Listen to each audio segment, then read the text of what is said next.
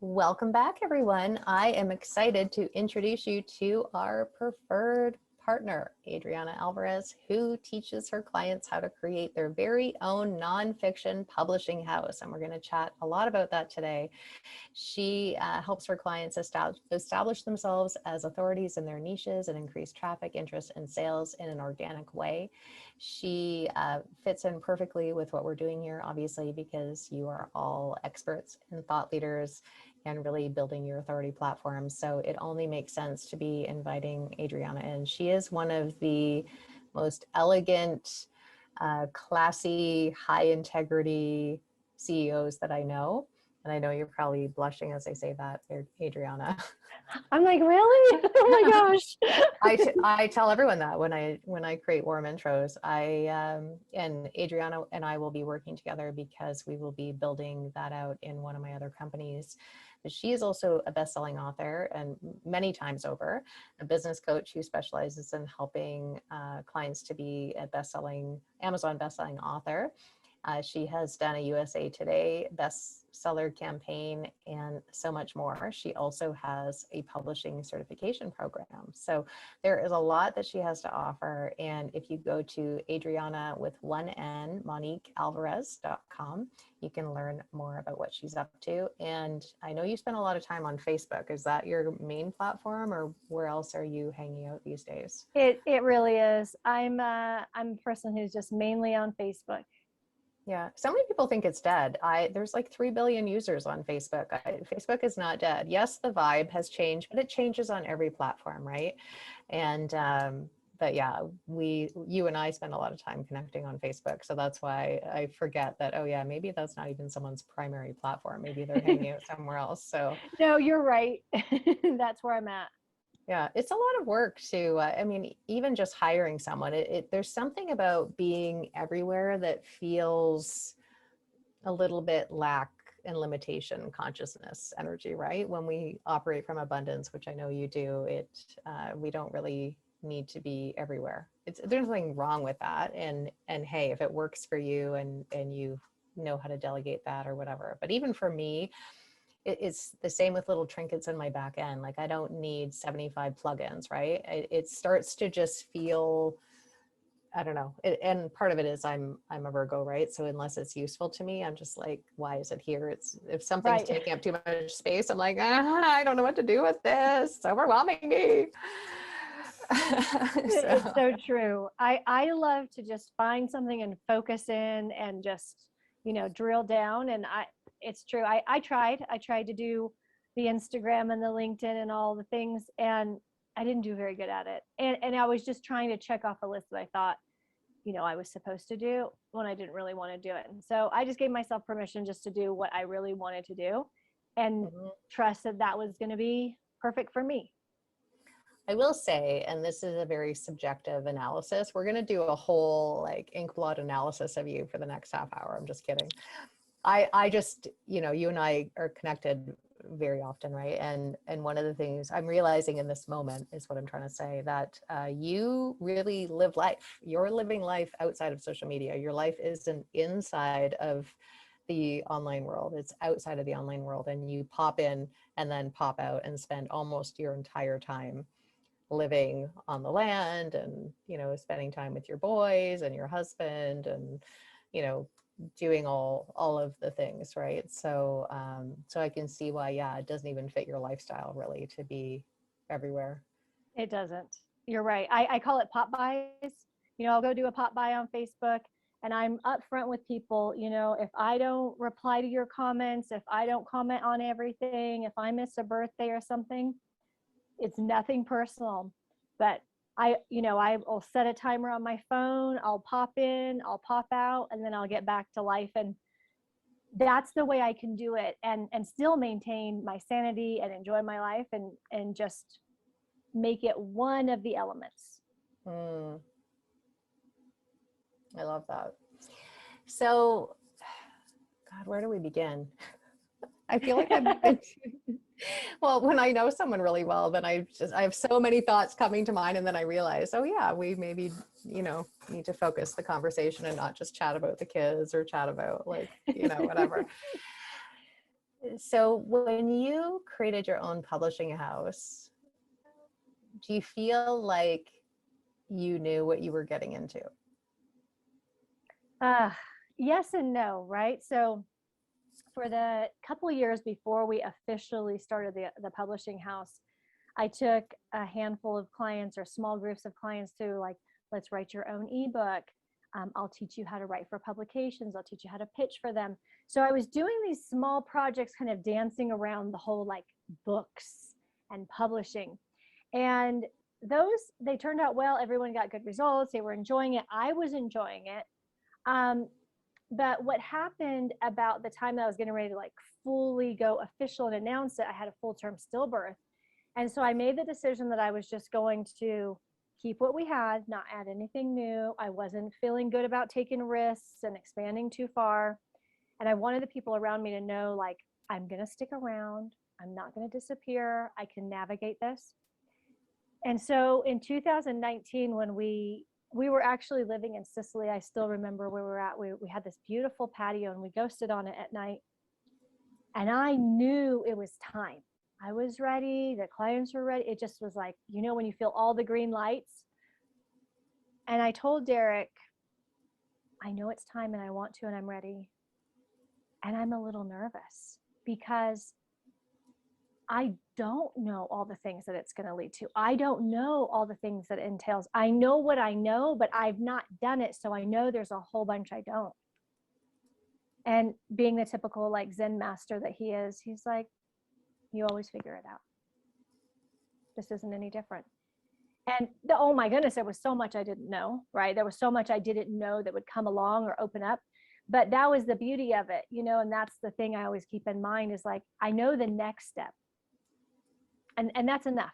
Really, if we're willing to take the next step, then we're ready for the next one when it comes. That's amazing. Well, I know how supportive your husband is, so I'm not surprised that he would have said that. And you mentioned that you had a full-term stillbirth, and I know you talk about it openly. So when I bring it up here, I do feel like it serves in the context of, that was, I don't want to even put words in your mouth, but I can only surmise that that was beyond traumatic and beyond, even any words, like that there's no way to even properly, send someone your thoughts around that and for you on the receiving end to digest that and so on. But I also know that you've actually used your publishing house and your knowledge of how to publish things to actually be able to share that story. Do you mind sharing a little bit about that? Absolutely not. This is the thing that when it happened, I realized everything, with my business is very public. We've got the social media profiles. I'm not growing a business anymore, in a little local chapter of BNI in San Diego, like I was in 2010. The world is watching whether people comment or not, they're watching. So people watched me go through this entire pregnancy. They knew I was due any day. And what I realized is that I was going to have to deal with enough things. And so if I also made the decision to try to hide this, or to allow the shame or the pain to lock me further into a hole, it was going to be even harder. It was going to be even harder. And so I made the decision early on. I went online and I said what had happened, and I've talked about it openly. And it also comes back to my values of, we're given a voice for a reason. And I realized when it happened, I wasn't interested in paring that down. I wasn't interested in curating only the stories and the things that I felt were, expected of me. And since I was being sent to the deep end of the pool, I was like, you're all coming with me. And what I found is it absolutely helped me process, because through stories we understand ourselves, we understand others, we understand experiences in life. And it brought so much light onto something that, had I hid it, had I been in that shame state that I know so many women are actually encouraged to go into. Because when I had the stillbirth, I'll never forget, the doctor and the nurse both told me, I was living overseas at the time, and they told me, don't tell anyone about this. Get pregnant again, and you never ever have to mention it. And we all know that's not how it works. And so it just became a great time for me to realize, you know what, I have a voice, I'm going to use it. And it gives me an opportunity to use it for the women who aren't ready to yet, who think that they're alone in it. And so that's a big reason why I continue to talk about it. Mm-hmm. It strikes me too, as you're sharing that, because I observe so much. I'm a big observer, right? I don't try to gawk at people. I just happen to notice things a lot. And I know a lot of the clients that you work with, right? And I know this just because they'll openly say, because everyone, like I said at the beginning, you're so classy and elegant and amazing, right? People are proudly shouting out, hey, I'm working with Adriana, she's teaching me this, and so on. But point is that I notice each one of them is publishing around things that they're actually passionate about. It's not just about telling a story that, is good for maybe what a New York Times publisher would look for. Nothing wrong with that, but there's a very different way that those publishing houses market. And I am telling you, I'm preaching to the converted, but for those of you that don't know, when you're doing your own publishing house, you really get to tell the stories that you want to tell from a place of impact. And because we're all thought leaders here at the Podcast Connector, we're going on podcasts to share our message and broadcast it. This is just a natural extension of that. It only makes sense for us to look at how do we gather voices. And I know, by the way, like, it doesn't have to be collaborative books, right? It can also be like solo books, or I don't know what the term is, but pardon my lack of jargon around this. No, you're good. But I can't even imagine how many lives that you did touch as a result of sharing your story. Thank you. And yeah, that is true. This became a value in our publishing house from day one. Is I'm not going to censor any of our authors, any of our students, any of our book partners. If they're passionate about doing a book on X, Y, and Z, we're going to back them. When chapters get submitted for collaboration books, we do not change their voice. We do not go, you know what, maybe you shouldn't mention that. That is where we take a firm stand, because that happens a lot in publishing. Could you tone that down? Could you be a little less like that and a little more like that? And it never ends up feeling good, because that's the whole reason we're even attracted to telling our story, is so that we can tell our story in our way. And so it just becomes this anthem of, be as you can be, like, stay true to your voice. Yes, there's probably going to be people who disagree. Yes, there'll be people that feel like, oh, you hit an edge. But that's what we're here to do. I mean, we're leading the way. We're not here to create more comfort. We're here to show people what's possible and to continuously live that out in word and deed. And that's what we do. And that's a big piece of it. I think most of us that are thought leaders and visionaries, right? We tell stories because we know how impactful that is and how much transformation that creates. So I'm gonna change lanes a little bit, only because I think it's probably easier for me to bring this up than you, given what we just shared. But because I geek out on business so much, and I love just looking at how else do we create leverage in our company, how do we create growth, how do we truly scale? I mean, having a publishing house, a baked-in publishing house in your own company, another division within your offerings, that is a scalable thing to do. That's what an 8-9 figure, that's the kind of stuff that gets you to 8 figures and 9 figures. Not that that necessarily needs to be your goal, but it's certainly going to help you go from 6 figures to 7 figures as an example. Just on the front end, you can be adding easily 100K every year to your bottom line. Depending on how many campaigns you do, it can be more than that. I mean, you can be looking at multiple 6, even 7 figures, again, depending on what you're doing. That's just the initial. That's not even how you repurpose it and other ways that you're going to monetize it and so on. And I'm gathering that you build that into what you're teaching people, right? Like, here's how to do the actual launch. And I know you do that, by the way, for everyone listening, that it's literally the A to Z of how do you do this launch successfully so that you guarantee a #1 spot on Amazon, and all of the moving parts, the branding, the ISBN number, all the things. But then I think, and this is what I love about what you're doing, is it's not just, okay, we did that, next, boom. It's like, how else do we repurpose this? How do we leverage it?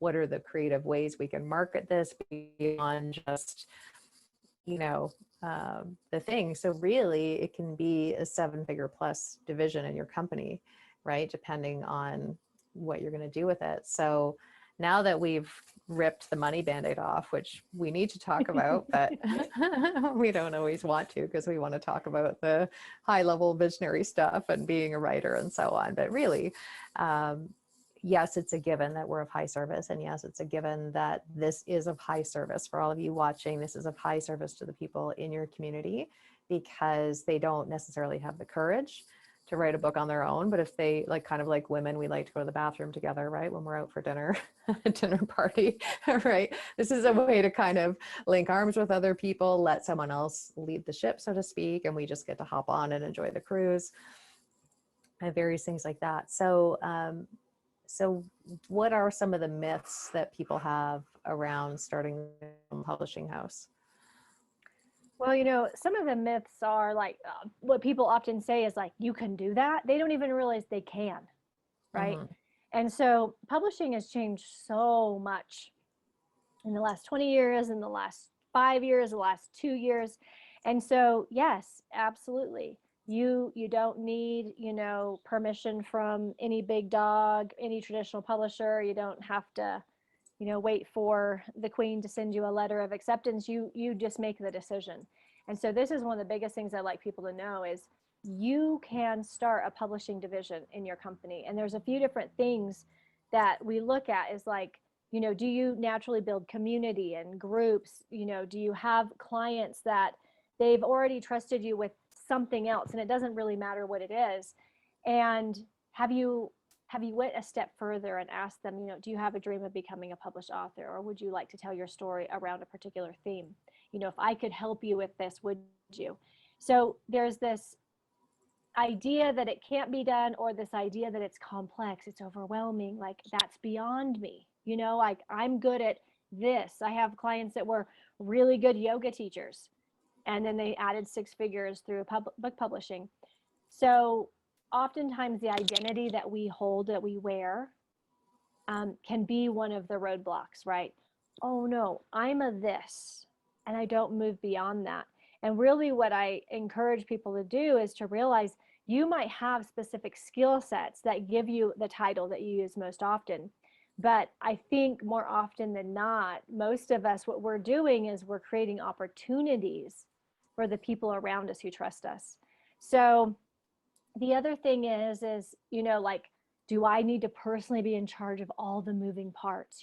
There's the creation of the books, or the going out and seeing who wants to be in them, finding the solo authors, there's the marketing, there's the editing, there's the formatting, there's a book cover, like, there's the launch, there's the after.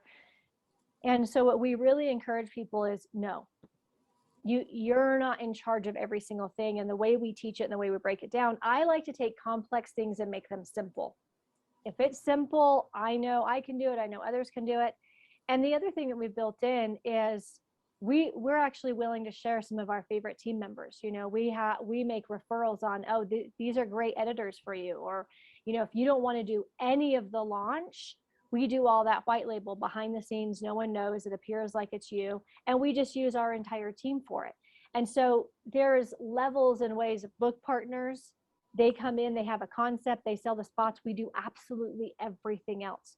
So there's different levels at which people can participate depending on what's interesting or exciting, or what they have the bandwidth for with the other things that they have going on. So I think, that kind of one size fits all, that's not the case. We can make, innovation is one of the best things that's going on right now. Like, no, there's got to be 10 more ways we can do this. How do we want to do it? And that's what I get excited about, finding new ways to do it.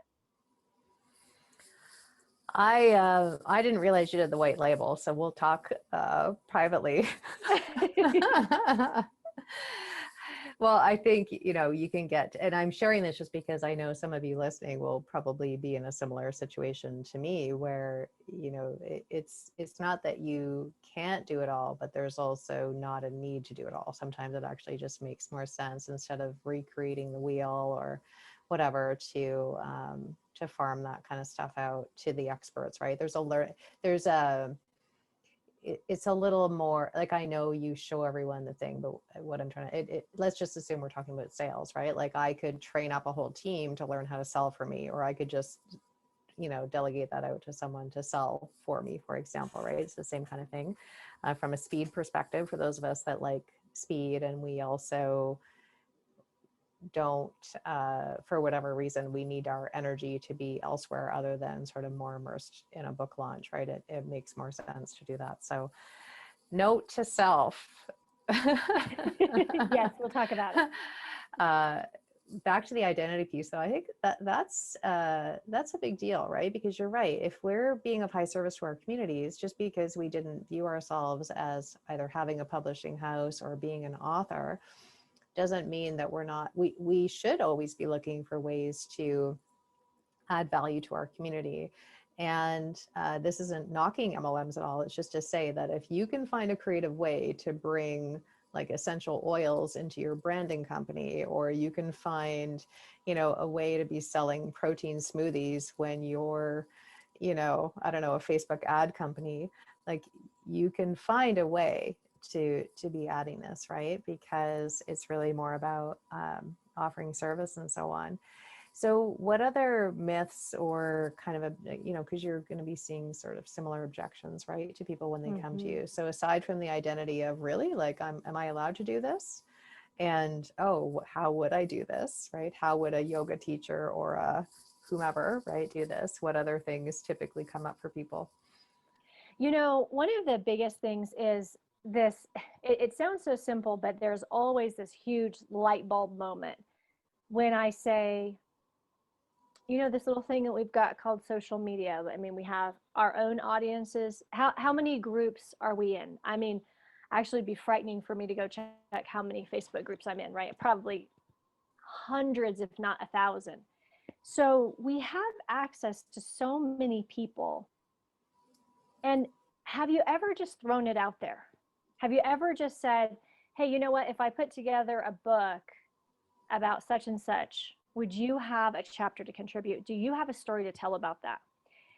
I often tell this to our clients also, if you want to get on a podcast, or you want to be featured in the media, or you want to get a connection, this is how I became a contributor for every major publication in the world. It's how I got to write for International Living and Huffington Post and Forbes. I would just go on social media and say, who can connect me with an editor at such and such publication? Mm-hmm. Sometimes we forget that, if we keep this little idea and we sort of munch on it and we second guess it and we doubt ourselves and we think about all the reasons why it couldn't work, instead of just put it out there. Like, just put it out there and see what happens. And so that's one of the biggest things. If I can just get someone into motion, I'll often encourage people to do this even before they buy our publishing certification, before they become a book partner, before they make any commitment financially or otherwise to us. I'll say, just go throw it out there. And the reason I say this is because when I did one social media post and I was that scared, should I, like deep breath in Sicily. When my husband said that, I decided to go put out a social media post. And I said, if I put together a best-selling book, would you tell your story about being a trailblazer? And the book sold out on one social media post. So along with just having the conversation, just put it out there, what I find is every time I do that, Number one, I'm willing to look like the fool and the beginner, right? Just going to test it out. And then it instantaneously expands me and it blows my mind every time. And then I'm reminded of like, oh my gosh, there's so much out here I haven't even tapped into. What else have I not tapped into? So whether it's the ideas, the creativity, the collaboration, the support. So that's what I encourage people to do. It's like, because I know that's a big thing. Well, what if nobody actually wants this? What if I can't do it? What if I don't do? Just go throw it out there. Just get some one foot, out there on one step, even if you're, got a little shake in your voice. Because here's the thing. I think we've learned, especially in the last couple of years, if we can provide more opportunities, if we can have more streams of income, if we can have this or that, and we can bring people together for a variety of reasons, it's always better. It's better for them. It's better for us. I have this written, it's on a piece of paper under my desk, and it says, I'm too rich to waste time. And what it reminds me of is I'm too rich to waste time with good ideas rolling around in my head. I'm going to go put it out in some way and at least give me the opportunity to move it forward or move it out, do something with it. And so that's what I encourage people to do. There's this idea of like in the air right now of like kind of that wait and see. Let's see how this all shakes out, Jennifer. Let's see how this all shakes out. Let me go hunker down, eat some of my pinto beans and rice, and I'm just going to see how this world stuff shakes out. And you can do that. Absolutely can. Right. But I think we're all also learning at a time when people aren't comfortable with uncertainty or change or evolution of an entire society and the collective as a whole, and you're willing to do something different, innovate, take a risk on yourself, you get huge rewards for that. How much time do we have? Like that was Adriana and I are on the same page as to what's happening in the world. And I love that you shared that because I don't think it really applies to anyone listening, but I do think we can expand upon that, just meaning that I know all of you that are listening to this are leaders, and leaders just aren't going to sit. We might sit in a wait and see for a month, maybe 3 months, but after that, natural born leaders I'm talking about, right? We can't help it. I remember, and you and I spoke about this in 2020, I was very offended. That's my own issue to own, by the way, right? But I was very offended at the people leading up to 2019 that were calling themselves leaders, happily getting paid being called a leader, and they were noticeably absent in 2020, and maybe still are. I'm not even paying attention anymore. But I remember being like, the world has literally changed. No matter what your belief system is, the world will never be the same after 2020. We are literally in a shifting of era. We're in a paradigm shift. And there's a lot of people that are struggling with existential angst and, family conflict and job loss and needing to pivot. That was like the key thing in 2020, right? It was like a pivot frenzy. And that's not to minimize people's experiences. Some people really got kicked in the teeth. So I'm not talking about that. I'm just talking about how it was, not always applicable to certain people, but there was a lot happening, as we know. And then there were those of us that just rose to the occasion and started doing more live streams, or started looking at, how do I help my clients share their voice? How do I create things that help them focus their energy differently? You can keep going down rabbit holes online, not really knowing if you're ever really getting the truth because, of all the things we know about, that. Or you could focus your energy on creating a legacy, leaving something behind, building something, unifying people on a cause that's actually focused on possibility. Like there's a lot of ways to mobilize energy. And so I'm glad that you're sharing that, because those of us that are leaders and particularly thought leaders, can't help but look for these ways. We're not even really focused on us. It's always like, how can I help my community? How can I help uplift them? And this is the epitome of lifting people up and helping them, you know, move through all of that throat chakra stuff, essentially, right? And having a safe way, by the way, to share it. And then the other cherries on top just happen to be that you're now a best-selling author, and you and I both know the power of that. It's a powerful thing that in and of itself, from an authority building thing, will get people sold on you. And my belief as someone who coaches a lot on business is the quicker you can get people sold on you as the leader, as the authority, as the expert, as whatever your vision is, without ever having to sell. Like, people are selling themselves on you, right? When you are a best-selling author, it opens a ton of doors. It's very easy for me to get on podcasts as a best-selling author. It's very easy for me to attract other media. It's very easy for me to attract very aligned partners into my life that want to play together. It's very easy for me to charge different rates. It's very easy for me, like, I don't, please fill in the blanks. Like, I feel like there's just so many benefits, right?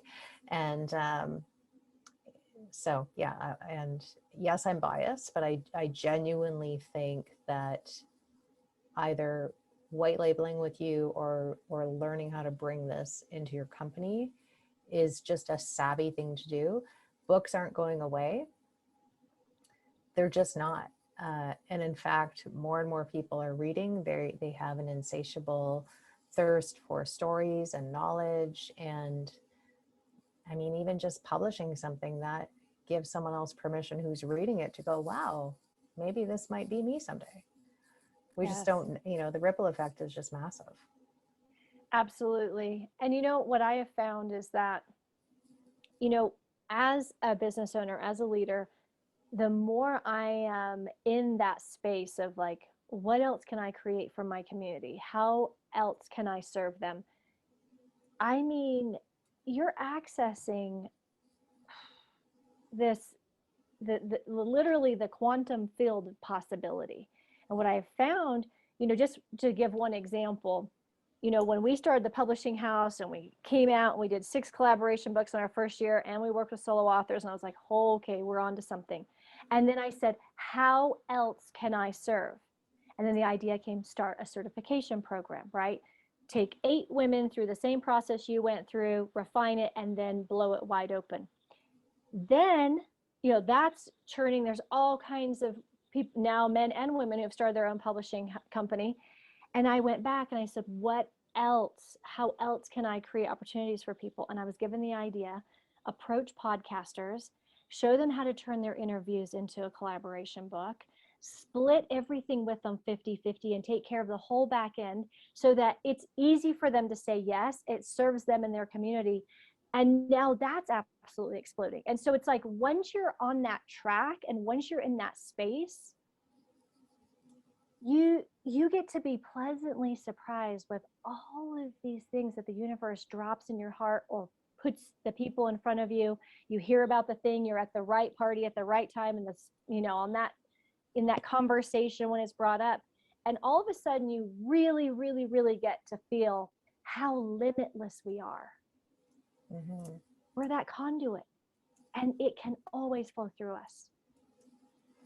I'm going to just summarize what you said there, because it was very elegant and eloquent, and I don't know what other E words I can use, but so yeah, everyone listening to you can hear, oh yeah, she's a very elegant and eloquent woman, right? So Jennifer wasn't lying. So just to recap, everyone, for those of you that are listening to this that are podcast hosts, you're hosting people all the time that are experts, right? They're on your show. They came on your show because they presumably came on for the right reasons, and they want to add value to your community and share their story and hopefully help someone. To be able to have them share that same story in a book that you're coordinating, right? That's just another, again, I always operate from high service. So I want to be clear with people, because I make it about the money, but it's because in my mind, it's implied that yes, of course, it always starts with being of high service. From a strictly business perspective, because hosting a podcast, I host 2 myself. and I've hosted various shows over the years, and I've been a guest on a gazillion shows of all different kinds, right? So I see both sides of the coin.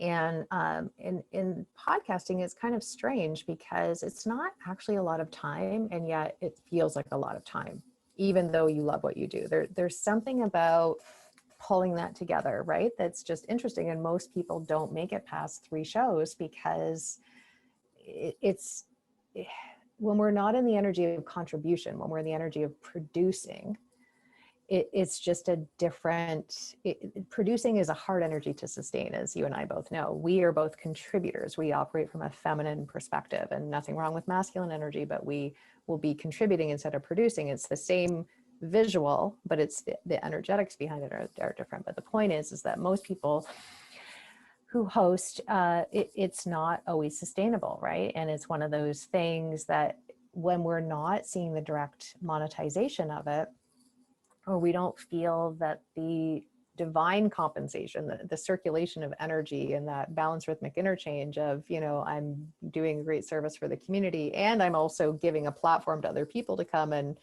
share their message. But then there's that dip, right? That's what happens. It's just that the cup isn't full. When you create a way to monetize, and this is just such an easy way to monetize, in my opinion, right? To like, again, from a multi-author book, you can be generating 6 figures. Mm-hmm. So if you're podcasting and you're maybe seeing $1,000 coming in, this month, and maybe a $5,000 package being sold the next month, and maybe several months with no sales, and maybe not so many leads generated and so on. And then you've got this built-in unexpected audience that you didn't even think to market to, because you're thinking, well, they're a guest on my show, I can't promote to them. And you're not doing it in a tacky way. It's just like, hey, I'm pulling this book together. I thought of you. Here's why I thought of you. Here's how I think this could be of service. Would you be interested, right? It's just a very conversational thing. But the point is that your podcast can serve you in a lot of different ways, but if it's actually costing you your resources, particularly your time resource, right, and you're not being compensated, this is a great way and a very high service way to be adding a ton of revenue for doing what you're already doing, right, and being compensated. Absolutely. And that's what I like to say. I mean, podcasters, they're lovers of stories. They are storytelling champions and advocates, and they have stories all around them. They're in constant communication with people. So you're already doing it. And the people who are coming on a podcast show and are being interviewed, they also have bought into the power of stories. Otherwise, they wouldn't be on the podcast. They wouldn't be taking the time to do it. They wouldn't pay a service to get booked on. So all the parties involved know the power of it. And so it makes it very, very easy just to take that next step. Mm-hmm. Not to mention all of the people that are listening to your show that it doesn't even occur to them. Maybe it has occurred to them, but more often than not, it probably hasn't occurred to them that, oh, I can actually be a published author, and I don't have to, it doesn't have to be hard, and it doesn't have to take me 10 years to write the book, and I don't have to sit and try and write, 30,000 pages on my own, and I still get to be a best-selling author, and I get to do it with other people, and, all the things, right? So yeah, the podcasters, this is a great opportunity for you, and this isn't, we don't get anything for this, by the way. This isn't some big push, and we're not getting paid some big affiliate commission. We're sharing Adriana with you and her company because we actually feel that this will be of service to you. And all things being equal, I'm sure there are other people out there that I haven't even encountered that do a great job, but I know you personally, and I know how well you take care of your community, right? And how much you love what you do. And by the way, everyone, like, I was just thinking this, and you haven't heard me share this before, Adriana, but your PR, like the elegance of your PR strategy is just, it's very drool worthy. Oh, thank you. When I see you posting a different publications you're in, I'm like, yeah, look at her go. All right. Right. You're getting, not that I'm surprised by that, but I just mean, when I see you in publications, I think, oh yeah, she absolutely should be there. And you're not just getting press, you're getting like you're really positioning yourself as the shit, which I love. Oh man, you're giving me something to just, like talk to Derek about later. No, and here's the thing, even with press, okay? I'm very clear with press. I don't want to tell the story of how you can write a book. I don't want to Mhm. tell that story. You saw in my latest Forbes feature, they asked me, well, how are you hoping to change the world? Or, what do you think is broken in the world? I can't remember what the question was. And I said, listen, I want to be perfectly clear. Like, I'm not here to save the world. When I know something, when I figure something out, I'm happy to teach it to others. I'm happy to pass it on.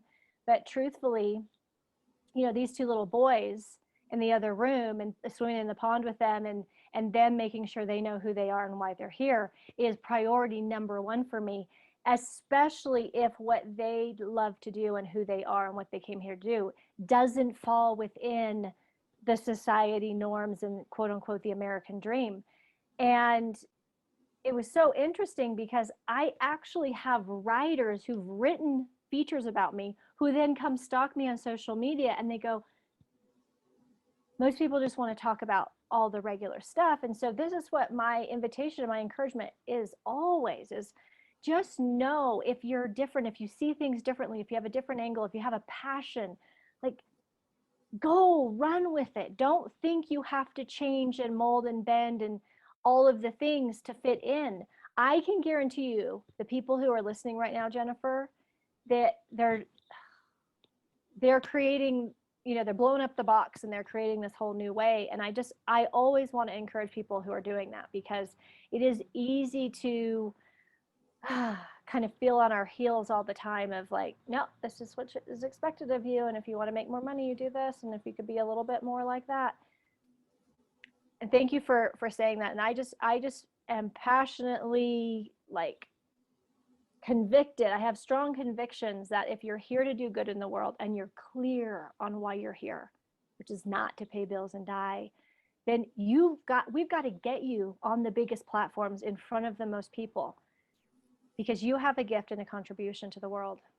And as I said in the training I did earlier this morning, we like to think we have all the time in the world, but actually we have no idea how much time we have. So knowing that time is of the essence, go drop that gift as many times as you can today. Mm-hmm. Whew. Well, that seems like a very poignant point to wrap up for today.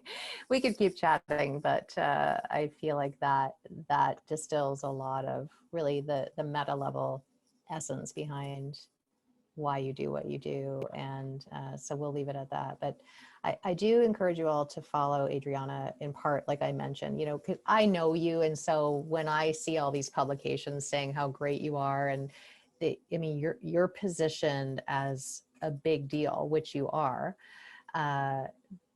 But I look at it through the lens of, if I didn't know you, I would be like, who is this woman? Oh my God, do I get to grow up and be like her someday? That's how great your PR is, I guess, is what I'm trying to say, right? So you have a lot to learn potentially if you're not used to doing your own PR or have people doing it. I really think Adriana can model what a really amazing PR strategy looks like. And I know you have some PR people, but I do know that you guide a lot of your own PR. And a lot of the pieces you've gotten, you have secured yourself. That's what I'm trying to say. You're savvy when it comes to telling stories and knowing how to tell stories that hook people, but not from a place of manipulation, really just trying to, you're already aware of what your end goal is, and you know how to track it back. And so you're going to be able to help people do that with their books and their stories, however they choose to do that. And of course, the nuts and bolts of the publishing house, the energetics of it, and how to market it and all those kind of things, but also how to monetize it, which is a big thing, because even if it's just time that you invest in publishing a book, right, and you decide you're going to do it all for free, it's still, there's that monetization piece that needs to be there as well. So welcome to my TED Talk. Kidding. All right, so you can, as I mentioned, well, Adriana told you that she spends a lot of time on Facebook, so you can find her there.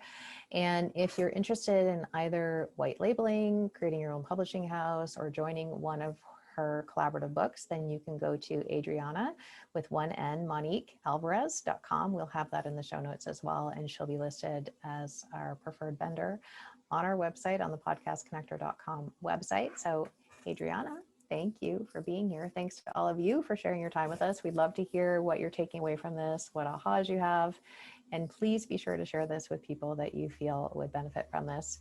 We will see you again next time. Bye for now.